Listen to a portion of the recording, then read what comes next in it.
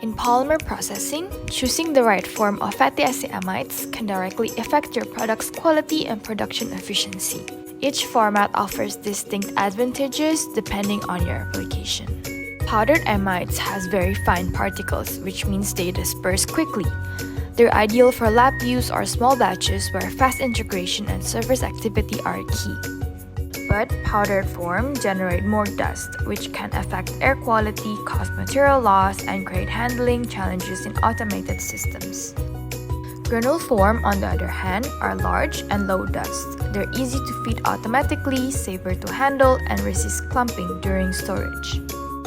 This makes granules a good choice for manufacturers who need consistency and easy storage in large-scale production. Their slower melt rate provides controlled, even dispersion, helping reduce service defects and ensuring uniform product quality. Powder or granule, it depends on your process. We'll help you choose the right form for optimal performance. Contact us today!